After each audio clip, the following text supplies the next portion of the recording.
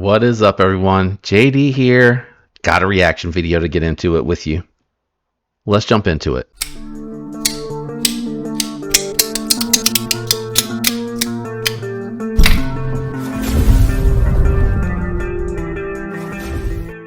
All right, guys. I need a moment. I saw this title and immediately it drew me in. So first and foremost, kudos, and I'll share my screen, to Metal Complex. Full credit to Metal Complex. This is his video that we're going to be reacting to today. I'm cleaning off the old peepers here to make sure that I'm getting a good look at everything and doing justice to this one. But if you haven't checked the title out on this already, I highly encourage you on your own to go and watch this. I made it through a couple of the first few items, full disclosure, before I was like, I need to react to this on camera so that you guys can see my full reaction as we go through the list. And when I saw the title, I was kind of like, a little nervous. Do I check any of these boxes? I think I'm generally safe. But I'm going to move my microphone up and over here to make sure that I can see very well. I need to move the laptop over. Again, full credit, Metal Complex. I have his channel in this video linked down below. If you haven't had a chance to check out, if you don't know who Metal Complex is, I don't know how that's possible. He's definitely one of the larger channels out there for sure. He puts out a ton of content, which takes a ton of effort, I'm sure. And check him out, and if you enjoy him, definitely subscribe. This is his Knife Guy series, so I think he does this like once a week. Typically, I want to say he uploads these on Sunday, but I just wanted to watch it with you guys and let you see me react. We'll see if we're in agreement with any of the call outs and where we may disagree and or fall into a certain category. I'm not playing the full video. Full disclosure, we're probably going to be skipping all around to where he maybe says something and I react. So it'll be definitely skimmed down. So go check out the full video if you're interested in all his thoughts on everything. Let's jump into it. What's going on, YouTube? Metal Complex here, and welcome to this week's episode of The Knife Guy. What are we talking about today? These are the top 10 most obnoxious things that you'll hear some members of the knife community say periodically, or just behaviors that are generally very negative and negatively impact the community. It's also like the foundation for a lot of this stuff is generally self-serving, which is why I have very little patience for it. I have a much larger list for sure, but I'm going to go over the top 10. Before we get started here, I just want to let everybody know that I'm very much aware of the general hypocrisy associated with judging people for having certain opinions and telling people to avoid these types of behaviors. Like, you're going to hear a lot, like I'm going to say, don't try to jam this down other people's throats. Like, let people think what they want. But that's kind of exactly what I'm doing here. I guess it's kind of a catch-22. Let's start off here, no particular order. So he's just covering all his bases here. I'm going to call out people that call out other people, realizing that I'm calling out people that call out people, I think is the gist of what he just said. All right, let's see what the actual first one is. Right.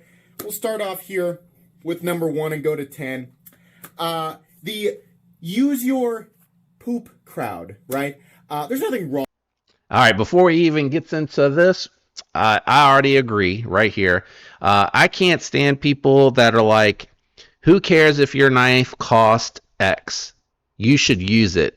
That's what the maker intended for it when they designed it and when they built it. Of course they did. It's a knife.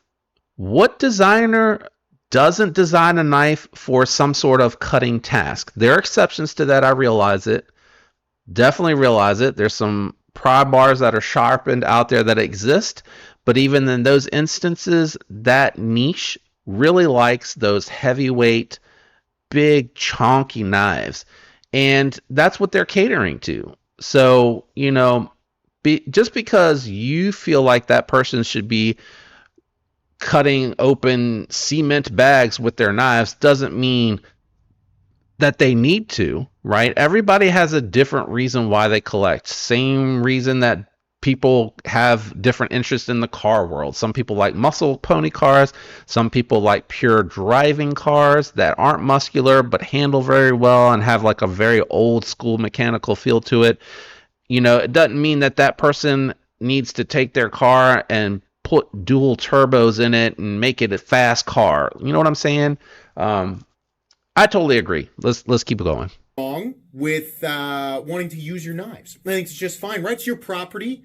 Use your stuff, right?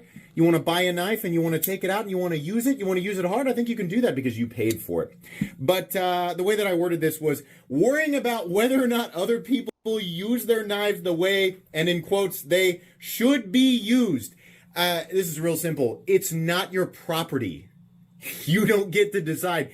Anybody who purchases a knife, if they want to purchase a knife, dig a hole 500 feet in the ground and then bury it and then forget it exists, it's a weird choice, but it's their choice because they bought it. Don't bother yourself worrying about what other people do with their stuff. Number 2, expensive knives. I'm going to read this how I worded it.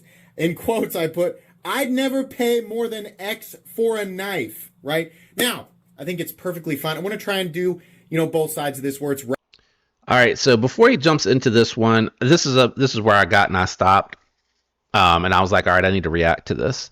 I think the community that is engaged on my channel for the most part doesn't really have a take on that I have seen personally.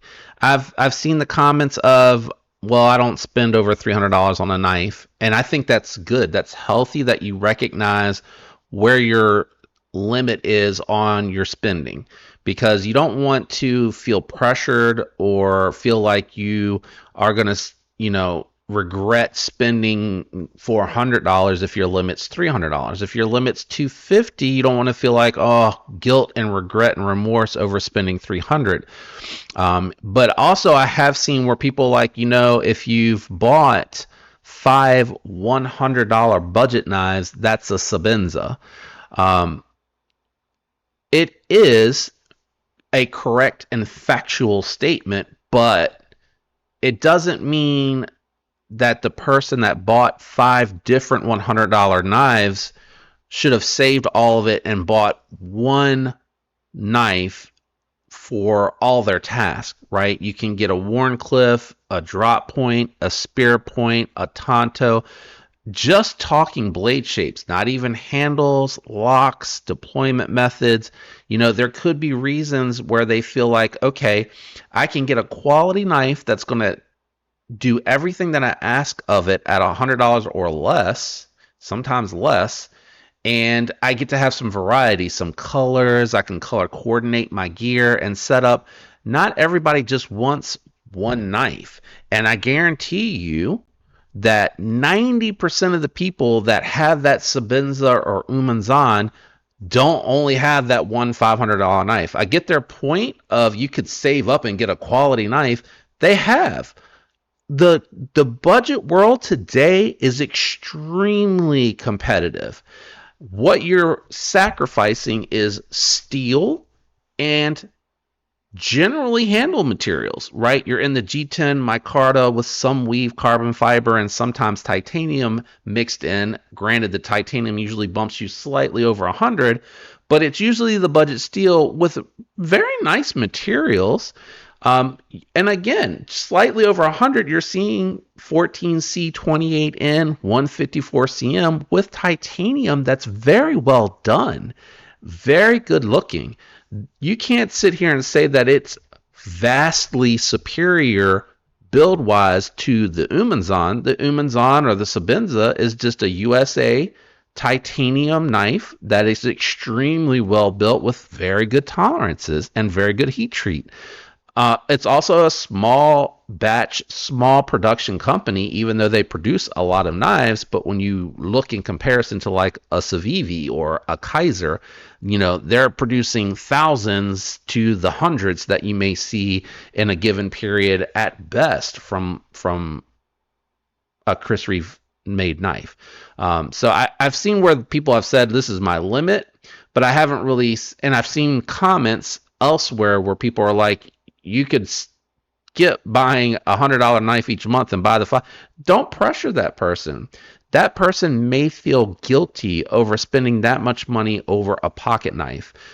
I don't think it's that common. I think if people had the funds, they probably would if they're deep into this hobby, but some people just don't have the financial capability to be able to do that. So I don't think it's right for people who may be out there pressuring over this, but that's kind of my take on it. So I'm in agreement here with him, especially because I'm looking on the table. I haven't even heard what he has to say, but I'm seeing a Civivi on the table. I'm seeing a Sin Cut on the table. Both, I guarantee you, very well made. Let's listen to what MC has to say here. Rational, and then more that you get the irrational takes, right? There is nothing wrong with being budget oriented. Absolutely nothing wrong with that. And the truth is you can definitely buy a knife and have it last forever, use it, the way that it's intended to be used, and have it function properly. You don't have to spend a ton of money to get a good utilitarian knife. And also, just throwing this in here post recording, overpriced knives do exist, right? I mean, it definitely is a thing that occurs, but there's a difference between somebody pointing out when something is. Yes, overpriced knives do exist. Rosie, Arius, they're in it for the profit and the exclusivity. And I'm not hating on people that want to be in that club, in that crowd. Kudos to you. More power to you. But does your Arius or Rosie outperform cutting against a Devo knife? That is a ideal example, or American Blade Works knife. The quality could be in question as far as the fit and finish, but less models are being made here in that particular variant. And how much of a gap are we talking? Is it this or is it this, right? So again, overpriced knives are exclusivity, and I get that they exist. And I honestly, I think the Rosie is an ugly model, but I think the Arius is a good looking model. The McNee's rugged, awesome, like a burly design. I like it. So I don't always like the overpriced knives. I just personally, to me, I think the Rosie is an ugly knife. But he's got some sharp by designs on here, and I think a lot of his designs are very attractive. And I don't like some of his designs. It goes both ways. Shirigarovs have never really appealed to me, and I certainly wouldn't justify spending that much money on something just because it's exclusive, I guess. That's my take. Overpriced versus its competition, and somebody just hating that any knife exists that costs more than a certain amount, and they don't really have a foundation for feeling that way. Blind anger over any knife that costs more than whatever arbitrary number you've come up with is such a silly behavior. There is no reason. It's going to exist, right? You can cry every day. You can fill your pants with spaghetti until the cows come home. Expensive knives will exist. Their existence doesn't bother you. You can simply ignore them. In fact, you live in a time where more options, more budget options are available to you than ever have been. And I find it ironic, right, with the mentality being that you can get one good knife for not a lot of money and have it last forever. Why even bother dedicating emotion towards things that are expensive? Here they are. They exist. They have. They will. You're going to have to get over it. Moving on here, this one, oh man, this is going to hit. It's going to hit real personal with a lot of people. You guys need to hear it. Good/bad taste. You are. This is bolstering of your own. Okay, so I have been told that something that I like is ugly. I actually, right here today, just a few days ago, I was told that my Hyphen XL didn't do it for someone. I guess because I understand that's a possibility and I'm okay with that. That type of comment doesn't bother me, that it doesn't do it for you. And I guess that's not really what he's saying here. He's I think inferring people are telling you your stuff is ugly or you have bad taste out of what you like. Um, I don't see that as often, so I'm just honestly, genuinely curious to see what he's about to say here. There's nothing wrong with preferring certain things and not liking other things, but to suggest to somebody else who simply has different tastes than you that they have bad taste and you have good taste, I think that is one of the most ignorant things you could. I think that is on as far as like the pile of stupid behavior goes. That's very near the top. So let me know in the comments, have you encountered this? Anyone watching this reaction video? I know it's not going to be as large of an audience as what watches the main video for sure. I don't know that I've encountered that specifically. So I'm going to summarize here. He's basically stating that you have a certain style of knife that you like, that you're drawn to. Let's just say drop point. This is my takeaway. So again, my reaction and interpretation of what's being said. You like drop point flippers, and the people are calling you out saying flippers are dumb, they're stupid, they're ugly, they make the knife look ugly, you should do opening hole only knives, thumb studs would be okay, blah blah blah. Front flippers are stupid, you have a front flipper only knife, it's dumb. I I've heard and seen where people are like, I don't like front flippers on knives, even if it has other deployment. Again, just stating what they do or don't like in context. It may have been a conversation of people that really like a certain model. Let's call it EMP EDC Relative, I think, has opening hole and front flipper. And a lot of people like it. Some people won't buy it because it has that front flipper, but I've never encountered it, but I don't see everything. So I'm genuinely curious to see if anybody's encountered someone that says that what you collect is dumb. Folding knives are dumb, you should get fixed blades. Fixed blades are dumb, you should carry folding knives. Moving on here, let's go to number 4. How did I write it? Glorification of unnecessary. Oh, this is a good one. Glorification of unnecessary durability in folding knives and setting unrealistic bars for general functionality in regular pocket knives. What does that make you think of? Cold Steel fanboys, for sure. Now, listen, I know, because I target them a lot.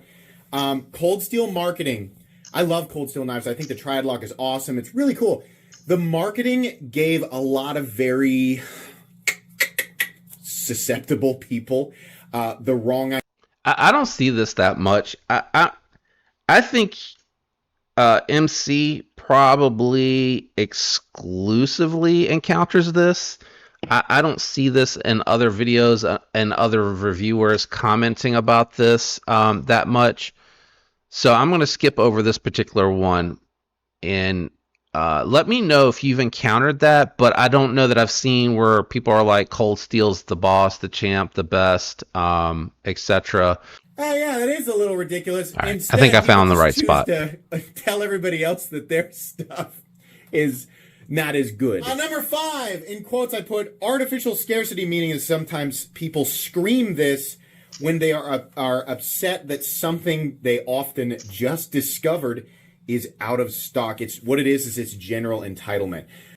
So I think from what I recall, I think MC has encountered this or has seen this a lot when it comes to Hinderer. There was a point in time, Hinderer was extremely popular and they just can't keep up with the demand. And I think with some of the Spyderco Sprint stuff is where I want to say some of this probably comes about. Where I've seen it a lot is with the Devo knives. So the perspective from what I've seen with the Devo knives is they're new and they're making new models and they're not exactly sure what's going to take off and what's going to be a dud. So they limit the possibility of having losses by doing small batch releases of everything, and you can get a limited sense of people that maybe tell you in your comment when you review a model, or maybe say something on a post that maybe you put up on the Instagram. I don't know why I called it the Instagram, but there's a little bit of precaution happening there, and then you'll see people be like, "Oh, I missed out. Oh, you didn't make enough." They're not doing that intentionally. If they had unlimited funds and unlimited capability to run and a crystal ball to be able to predict what is going to take off, I'm sure they would sell you as many as they could. Who doesn't want to make money, right? And I know Diva's probably a bad example because I know that they try to actually keep theirs in the more affordable realm, so that more people can afford it, which I think is awesome, as opposed to charging $500 to make sure that you're able to be profitable because you got employees and to pay for and equipment to purchase and maintain and manage, and benefits for employees and all that good stuff. So, I don't know what MC's about to say, but I've heard this from him in the past where why wouldn't a company want to make enough $500 knives to be able to sell to you, to be able to be profitable, to be able to expand, to be able to hire more employees, to buy more equipment, to make more? You just never know when things are going to cool. And you got to operate cautiously to make sure that you can continue to thrive during the valleys versus the peaks and trying to overreact and try to ramp up, and then all of a sudden you're in another valley and you've bought all this equipment that you got to pay for, you financed it, and even worse, you financed it versus taking it out of your pocket, out of your profit that you need to live off of. um, you know these companies, even though they do produce a lot of knives, they're still small companies. It's still very niche, this pocket knife market that we're in. It's not wildly popular. It's not like Jordan's where it's universal globally that these are desired for, right? So there's an air of caution, and you got to operate a certain way in order to make sure that you stay in the black and don't go into the red. But let me see what MC's got to say about this, and then we'll try to find the next one. So, on one hand, artificial scarcity, does it exist? In some cases, yes. It's nowhere near as common as people think. Usually, what happens is that this term is used. They read it, they're on Reddit, right? Just the cesspool of Reddit. They hear the term artificial scarcity. And then the very next time, people kind of like bank, you can tell when someone has like, they're like, ooh, I'm going to log that one away and then use it the next opportunity that I have, even if it's loosely related. Or they're not really sure how to use it, so they're just kind of taking it on a test drive, right? So artificial scarcity is definitely a real thing, and it is definitely a tactic that some knife companies use in some situations. But there's so many more variables, right? Sometimes if a retailer is given a limitation on how many things they can order for an exclusive from a company, based on their manufacturing limitations and the contracts that they've made with these different retailers or these different individuals, right? It depends on how many of them they're trying to serve, right? Everybody's going to have limitations. And basically, it has less to do with this overarching grand scheme, right, from these major companies. It has less to do with that. It's just basically really, really angry people who didn't get their way. This is one of those things that people are going to fire back at me on, right? Because it feels like a personal attack, but I just want to pop this in post-recording, a little bit of self-awareness here. I do realize that as a content creator that I am given opportunities that other people are not given. So it's really easy for me to preach to people and be like, don't be so upset about the thing that you didn't get, while sometimes I have access to things for promotion. So Yeah, that doesn't apply to me as much. That last insert, I don't get things that I don't think that I get things that are exclusive are not going to be coming back into stock fairly quickly in advance of anyone. Being a small channel, I don't really run into that issue, but he does present a very interesting aspect to the argument. Again, I think even in those instances, no manufacturer or knife maker has a crystal ball to know, like, hey, I'm going to send this over to a large channel to get it in front of the maximum amount of people that I can in hopes that this batch of 500 knives sells quick. Thinking, oh, I hope it sells out and that people can't get angry about it, and don't come back when I'm able to now afford to do another run of 500. I don't think any company wants to do that. If they thought they had a killer design or knew without a doubt that they would be able to sell 1,000 versus 500, they would make that, because then it would allow them to make a profit and then have funds to do another run or a different version of another run. You see it all the time. You see it all the time with makers where they'll come out, like Spyderco comes to mind, but like anytime they come out with anything Shaman or PM2 or Para 3 that's a new steel and a color combination that you hadn't seen before, or especially if they want to do it in camo carbon, which is USA made, so you could still say it's all USA made product, you know, it they don't know how many of that version is going to sell. Otherwise, they would make enough for it to sell out. Now, what I think is awesome is pre-orders, which you've seen from Winterblade, where they open it up, they fill up how many ever people want to do the pre-order, and that's what they make. But then you're waiting 6 months for something that you've paid for already. That's doubly tough to sell and swallow. So it's a tough market. I think the majority of folks out there want to make the exact right amount for the exact amount that they could sell with maybe a little bit of overage, but that you just don't know, or you just don't have the funds. So I don't know.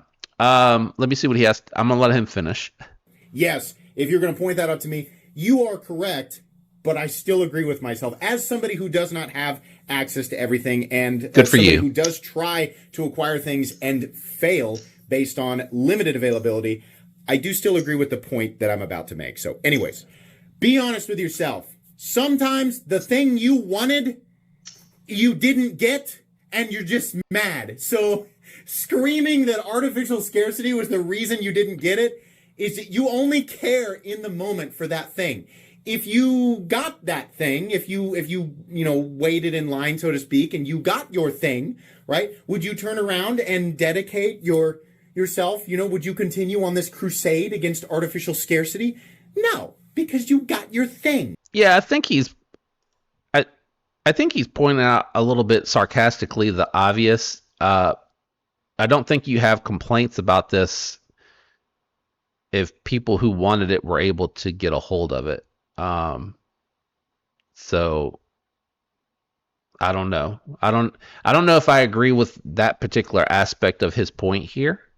Um, you're only complaining because you're mad that you didn't get it. I think that's kind of an obvious overstatement. Um, I think where it is the frustration of it not allowing them to realize that of course they would make more and probably will make more, but you don't have the patience to wait for that. It's okay. You can Next one. scream at me in the comments. So the sixth one, this is a funny one. Fixed blade master race is all I wrote there.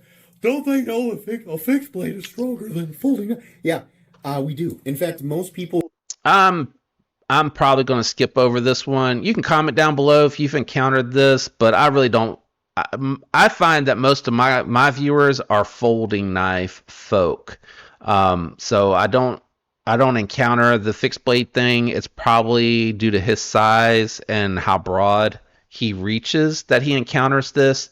Go watch the full video if you're interested in the context, but I'm gonna skip over this particular one. Moving on. This is a simple one. In quotes, number 8. I'm a machinist and it don't cost that much.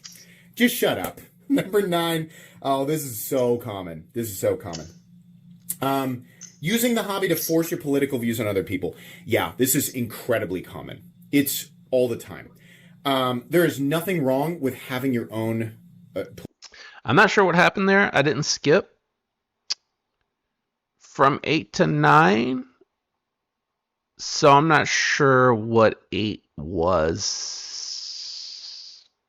from what he covered. And I didn't skip. Like legit, just what you saw, we went from 8 to 9. Um, I'm a machinist. It doesn't cost that much. I think he said just shut up. So I think we're moving on to 9. Political views and your own reasoning behind your purchases. A lot of people will not purchase knives that are made in certain countries, and they have their own reasons. There is nothing wrong with that. There's absolutely nothing wrong with this. You get to decide for yourself, right? But a lot of people who may have a lot of you have a lot of thoughts. I got a lot of stuff I want to say. I want to be mad. I'm mad at different. I want to blame a lot of things on huge groups of people, and I want to yell at them. But when I do it on my own social media pages, nobody listens. So I'm gonna find a channel that has a lot of traffic. And I'm gonna drop down out of the sky and I'm gonna scream my opinions here, whether people want to hear it or not. That's what you're doing. That's what you're doing. It's people don't want to hear it. You're going to a place where people don't have a choice and you're dropping it, right? Now you could say, technically everybody who leaves a comment is doing the same thing, right? So my takeaway from 9 is you can call it imported knives, but I think the comment that I have seen is I'm not buying knives from China because of X, Y, and Z. That is a hill I'm not willing to die on. I'm a content creator. I review knives from all countries, and that'll never change. If you haven't met the folks that rep these companies that they work for, such as Civivi, Kaiser, they're all very pleasant. They all seem very happy to work for the company that they work for. And I understand they're not into production. I think there's a misrepresentation of that entire situation. But what I will say is that if folks are not comfortable spending and they want to find a little bit of joy, preaching to them to make them feel bad about that is not going to change anything. Common. It's all the time. Actually, there is nothing wrong with having your own. I said I'm going to move on from this, but I apologize. I didn't let you hear what MC said about this, so I'll let you hear a little bit of it, and then we'll jump to 10. Political views and your own reasoning behind your purchases. A lot of people will not purchase knives that are made in certain countries, and they have their own reasons. There is nothing wrong with that. There's absolutely nothing wrong with this. You get to decide for yourself, right? But a lot of people who may have a lot of you have a lot of thoughts. I got a lot of stuff I want to say. I want to be mad. I'm mad at different. I want to blame a lot of things on huge groups of people, and I want to yell at them. But when I do it on my own social media pages, nobody listens. So I'm gonna find a channel that has a lot of traffic. And I'm going to drop down out of the sky and I'm going to scream my opinions here, whether people want to hear it or not. That's what you're doing. That's what you're doing. It's people don't want to hear it. You're going to a place where people don't have a choice and you're dropping it, right? Now you could say, technically everybody who leaves a comment is doing the same thing, right? I have a right to my opinion. I have a right to leave it here. Yeah, you do. But you're not protected against, you don't have the right to dictate how people respond to it, right? So basically it comes off as just obnoxious self-righteousness. I'm sure that in many cases, people have genuine cares and concerns, and there's a good reason behind the choices that they make. But as soon as you start aggressively forcing it down everyone's throat, right? You just pop in and here's what I think and you have to accept it. That's when it's wrong, right? Keepers or gatekeeping, the club mentality. No matter who you talk to, no matter where you are in your knife journey or what little social circles you're in, what weird little private Discord group you're in or whatever, you'll have certain people claiming to be more, and it won't be direct, it'll be more of an implication that there are more sophisticated this or that, and it's total nonsense, right? There's no special groups, there's no special clubs. You just have little tiny groups of people who consider themselves more elite than other people for being part of something that they consider special, or they consider more special than whatever other people are experiencing. People sometimes do say things like, the worst one is don't be poor. Come on. I'm honestly genuinely lost. I'm gonna let him go a little bit longer, but I'm not sure what we're gatekeeping. Don't be poor, right? Or like pretending that you are better because you have more or have experienced more. A common consistency with these types of people is they claim to represent a much larger audience than they actually do. It's usually just very, very small groups of people who become very, very isolated in their opinions and their thoughts and their preferences, and they somehow create this idea that they have a better way of thinking or a better way of. I'm not sure, and I apologize, and you can let me know in the comments if I'm wrong here, but I'm not really sure what we're driving home here. So when I think of gatekeeping, I'm gonna go to LFG. So if you're not familiar with video games, LFG is where you go out. If you're an individual player and you're playing a game that you don't have a large group of friends to play with, you'll go out to these websites for or matchmaking or things of that nature to try to get together with a group to do a large group activity that's generally pretty difficult and meant to be challenging. And gatekeeping would be I want to play this game, and the group that opened it said that you have to have this high powered weapon that if all of us have this weapon and use it together would make it easier to obtain the objective, right? So you got to have this in order to play with us kind of mentality. That's what gatekeeping is, not just to me, but that's really what it is. Um, so I'm not sure where gatekeeping, and let me down in the comments below. Right now I'm already at like 50 minutes trying to listen to this video and react to it, and it's probably going to be edited down into like a 20-minute video. All right, so I actually just finished doing the reaction video to MC's douchey things, and I thought of something that he didn't actually cover in his video, and he did admittedly say that he thought that there would be more things that he could cover. But for me, I'm going to add my own onto his list, and that's going to be oh, it's a copy.